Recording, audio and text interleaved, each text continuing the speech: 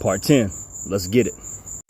Alright, so I have the video, however, I can't edit it because it's from a YouTube channel of Brian Slaughter telling Lakeisha's mom the 4 different lies about the cell phone tower pings. That link is in my profile.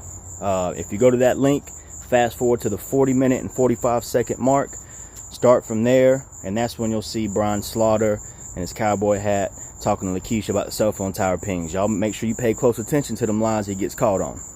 Alright, so the last video we talked about the ID. We're going to talk about the different ways that the coroner can ID a body, and we're going to tie it into the rumors of Mac getting tortured.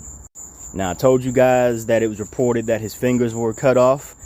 Well, that's one of the ways that a coroner can ID a body, is if he has the fingerprints he can send to the FBI in Washington, D.C. Well, it was reported his fingers were cut off. Another way you can ID a body is through dental. It was reported that his teeth were removed from his mouth as well. Another way you can identify a body is through photo identification. Well, we already discussed where Marquis's ID was found, just right down the road from Mark Gober's property.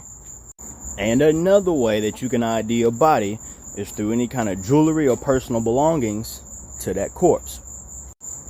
Crazy thing about that is there's a blue bottle of cologne that was found right next to Mac's ID, just off of Highway 278. The gentleman who found the ID was allowed to keep the bottle of cologne. I find that weird too. So all this, you think about all these different ways you can ID a body, and it ties into the torturing that I just explained to you guys. How did they know to go down the list to eliminate ways to ID Mac's body? And why did they do that?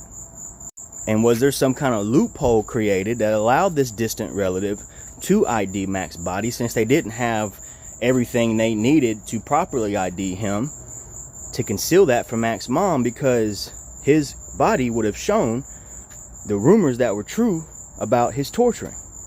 That's the only plausible explanation you can come up with when you think about denying a mother her right to claim her son's body when it's been found.